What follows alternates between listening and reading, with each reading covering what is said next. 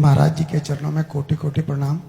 महाराज जी एक दोहा पढ़ने के बाद हृदय स्वीकार नहीं कर पा रहा कि ढोल गवार शूद्र पशु नारी सकल ताड़ना के अधिकारी।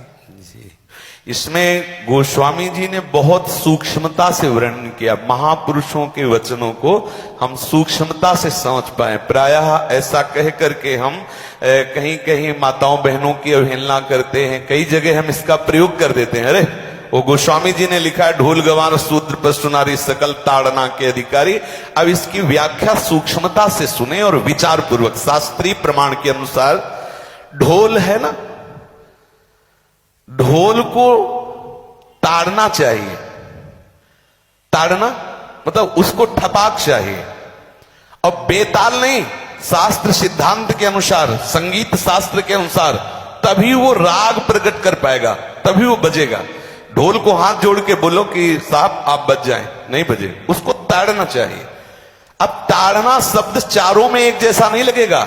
शब्द एक ही है ताड़ना, लेकिन ताड़ना के अर्थ अलग अलग हैं। जैसे कनक है, एक ही शब्द है कनक, लेकिन कनक कनक ते 100 गुनी मादकता अधिकाय वा खाए बोराए जग या पाए बोराए।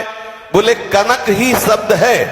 जैसे ताड़ना शब्द का हम प्रयोग केवल वही समझे कि ताड़ना देना ही नहीं, उसका अर्थ अलग अलग है। जैसे कनक शब्द है, कनक को सोना भी कहते हैं और कनक को धतूरा भी कहते हैं। कनक को धतूरा भी कहते हैं। एक कनक है जिसके खाने से बावरा हो जाएगा और एक कनक है जिसके पाने से बावरा हो जाएगा। कनक शब्द एक ही है, लेकिन दोनों का अर्थ अलग अलग हो गया। ऐसे ही ढोल में ताड़न का तात्पर्य है उसको पीटना, लेकिन वो शास्त्रीय संगीत के आधार पर उसको ताल देना। ताल देने से ही वो राग प्रकट करता है, आनंद की उमगन करता है, ना कि प्रार्थना करने से। समझ रहे? अच्छा, गंवार, गंवार कहते हैं विवेकहीन पुरुष को। विवेकहीन पुरुष को कोई कार्य दे दो और उस पर दृष्टि न रखो तो कार्य नष्ट हो जाएगा। वहां ताड़ने का तात्पर्य उसको पीटना नहीं है। उस अविवेकी गंवार पर दृष्टि रखो। जो आपने कार्य सौंपा है, जो भी कार्य उसका है, उस अविवेकी पर दृष्टि रखना ताड़ना हुआ। उस पर दृष्टि रखो, क्योंकि वो अविवेकी है, गंवार है, वो कार्य प्रणाली ठीक जानता नहीं। आप जहां त्रुटि होता संभाल लेना तो वो संभल जाए, क्योंकि वो गंवार है। और शूद्र, शूद्र का तात्पर्य होता है शूद्र। वैसे जो वर्ण व्यवस्था में शूद्र का प्रादुर्भाव सबसे श्रेष्ठ जगह से प्रादुर्भाव है। वर्णन आता है ब्राह्मणोष मुखमाशी बाहु राजन्य कृता उरुद 10 जत वैश्या पगभ्याग्यं शूद्रो जायत। भगवान के श्री चरणों की ही वंदना होती है।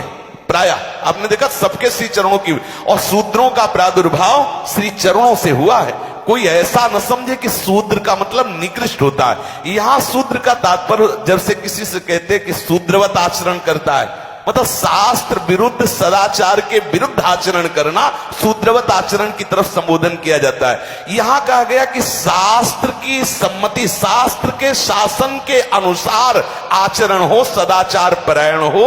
शास्त्र जिसके लिए जो विधान करता है, शास्त्र शासन स्वीकार करना, यहां शूद्र के ताड़न की बात कही गई। यहां शूद्र ताड़न का तात्पर्य डंडे से प्रहार करना नहीं, समझना। और जो चौथा कहा गया नारी, अगर स्त्री को हम ये कहें कि ताड़न से ही वो केवल काबू में रहती है, तो राष्ट्र में अपने प्रसिद्ध लक्ष्मीबाई जैसी कोई सामर्थ्यशाली वीरांगना, कोई वीरों सामने बड़े बड़े वीरों के दांत खट्टे कर दे, ऐसी बहादुर सिंहनी हुई, अंग्रेजों के दांत खट्टे कर दिए। अगर कोई समझे कि नारी केवल ताड़ने के लिए है तो उसकी मूर्खता है। पुरुष और नारी का समान प्रादुर्भाव हुआ है। भगवान ब्रह्मा के श्री अंग से दाहिनी तरफ से महाराज मनु और बाईं तरफ से उनकी पत्नी उनका प्रादुर्भाव हुआ शतरूपा। शतरूपा, अब आप बोलो एक ही शक्ति के दो भाग हो गए, एक पुरुष रूप धारण कर लिया, एक नारी रूप धारण कर लिया। अब यहां विचार जो है कि उस नारी के ऊपर ताड़न शब्द का क्या प्रयोग है। जैसे आप मार्ग में चले जा रहे हैं और आपने दृष्टि चूक कर दी और नारी आपकी स्त्री पीछे चल रही, तो कोई हमला कर सकता है, क्योंकि वो रत्न है। 14 रत्नों में एक रत्न स्त्री रत्न भी है। स्त्री को रत्न कहा गया है। भगवान श्री राम जब वनवास में जा रहे हैं तो सिया जी को आगे नाव में जब चढ़ाना होता तो पहले सिया जी को चढ़ा, सीए चढ़ाई चढ़े रघुराई, पहले आगे। दृष्टि रखो, दृष्टि चूक गई तो रत्न है। यहां दृष्टि रखना, शासन मतलब उसको पिटाई करना नहीं कि जैसे ढोल को पीटा जाता है ऐसे स्त्री को पीटा जाए, शूद्र को पीटा जाए तो गंवार को, ये व्याख्या नहीं है, ये मूर्खता है, इसे व्याख्या नहीं कहते। जैसे कनक शब्द के कई अर्थ होते हैं, ऐसे ही ताड़न शब्द का यहां अलग अलग प्रयोग है। स्त्री के ऊपर दृष्टि रखो। किस भाव की दृष्टि रखे? क्योंकि वो हमारे यहां रत्न की तरह है, कहीं कोई ऐसा ना हो कि कुदृष्टि वाला कोई उस पर हमला कर दे।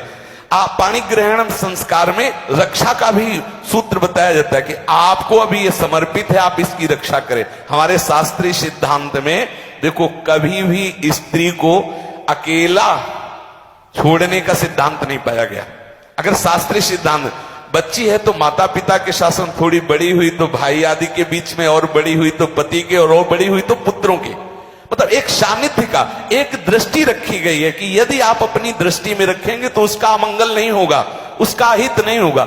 ये जो जैसे मानो कोई सी स्त्री को अकेला कोई पा गया और कुमार्गामी वृत्ति वाला हुआ, तो आज जो घटनाएं सुनने को मिलती हैं, अगर हमारी दृष्टि हो उस पर तो ऐसा नहीं हो सकता। और दूसरी बात यह है कि स्त्री को बुद्धि स्वरूपा भी माना गया। भगवान से भीष्म जी कहते हैं, मैंने अपनी कुंवारी कन्या बुद्धि को, हमारी कुंवारी कन्या है बुद्धि, सदैव सुरक्षित रखा है, आज आपके चरणों में समर्पित करते हैं। तो शास्त्र शासन के द्वारा बुद्धि को सदैव अपने अधीन रखो, कहीं बुद्धि कुमार्गामी ना हो जाए। यहां स्त्री के ताड़न का केवल एक सूत्र है कि आप उस पर दृष्टि बनाए रखें, कहीं स्त्री रत्न कहीं अपवित्र ना हो जाए, कहीं दूसरे का किसी तरह से कुमार्गामी लोगों का ऐसा कोई बर्ताव ना हो जाए, इसलिए सावधान। वहां उसको पीटने का शब्द नहीं है कि ढोल गवार शूद्र पशु नारी सकल ताड़ना के अधिकारी। ताड़ना का तात्पर्य वहां पीटना नहीं तो विद्वता में देखो तो एक से एक, साधुता में देखो तो एक से एक, वीरांगना देखो एक से एक, ऐसा नहीं कह सकते। क्योंकि जो सामर्थ्य पुरुष में वही सामर्थ्य भगवान ने स्त्री में भी दी, क्योंकि भगवान के ही दो रूप हैं, एक स्त्री और एक पुरुष, समझ रहे ना। तो इसमें एक ताड़न शब्द का कई अर्थ होता है। भगवान की साक्षात शक्ति स्त्री है। अगर कोई इस भाव से देखे कि स्त्री तो केवल ताड़ना, मतलब केवल गाली दे के बात करना, ऐसा नहीं। जिस घर में स्त्री का अपमान होता है उस घर का नाश हो जाता है, निश्चित हो जाता है। आप देखिए, रावण का सत्यानाश हो गया जगदम्बा सीता के प्रति, दुर्योधन का सत्यानाश हो गया द्रौपदी के प्रति। जहां स्त्री का अपमान हो जाए, अगर कोई ये समझे कि स्त्री केवल मतलब जैसा हम चाहे वैसा व्यवहार करे, तो अगर नाश ना हो जाए तो हमें बता देना, क्योंकि भगवान की वो शक्ति है। अगर उसे तुम सोचो कि हम ताड़न करें, जैसे ढोल को ताड़न करें ऐसे ताड़न करें, तो तुम्हारा नाश हो जाएगा। बिल्कुल सच्ची बात समझ लीजिए। केवल वहां दृष्टि रखने की बात कही गई है, आपका अधिकार है, आप उसकी सुरक्षा व्यवस्था में रहें। और एक वृत्ति होती है, अगर शासन ना हो तो हमारी बुद्धि भ्रष्ट हो जाए, हमारी बुद्धि भ्रष्ट हो जाए, आपकी बुद्धि भ्रष्ट हो जाए। भगवान का भय, शास्त्र का भय, लोक मर्यादा का भय, ये हमको सुरक्षित रखता है। इसलिए दृष्टि रखने की आवश्यकता है कि वो पवित्र रहे, वो सुरक्षित रहे, ना कि उसको पीटने के लिए यहां संबोधन किया गया गोस्वामी तुलसीदास जी ने। इसलिए सावधानी पूर्वक अपनी वृत्ति को पावन रखते हुए महापुरुषों के वचनों को समझने की चेष्टा की जाए। गोस्वामी जी ने जो यहां कहा, ढोल गवार शूद्र पशु नारी सकल ताड़ना के अधिकारी, तो ताड़ना का अलग अर्थ है, अलग अलग। जैसे ढोल में ताड़ना, तो वैसे सब जगह नहीं ताड़ना लगेगी। आप देखो, पशु जो है, चालक जो घुड़सवार होता है उसको ताड़ना एड़ी से देता है। अपने चालक जो होता है घुड़सवार एड़ी से, किसान जो होता है वो बैल को बोलता है दाहिने, जैसे हल जोतने होता है बाएं, वो भाषा समझता है, बाएं मुड़ जाए, और नहीं मुड़ता तो पीछे अरई है एक छड़ी, उससे वो इशारा देता है, वो समझ जाता है। पशु को अपने इशारे से चला लेते। अब उससे कहे, खड़ा होकर हाथ जोड़ के कहे कि भैया बैल देवता अब थोड़ा दाहिने मुड़ जाओ, तो नहीं मुड़ेगा। जब लगाम पकड़ी और थोड़ा ताड़न किया और बोले दाएं, तो फौरन दाहिने मुड़ गया। आप देखो, जो बैलगाड़ी चलाते हैं, घोड़ा गाड़ी चलाते हैं, ऊंट चलाते हैं, तो पशु शासन के द्वारा उसको इशारे से किधर चलना है उसको इशारा बता दो। अलग अलग जगह इस ताड़न शब्द का अर्थ प्रयोग किया गया है।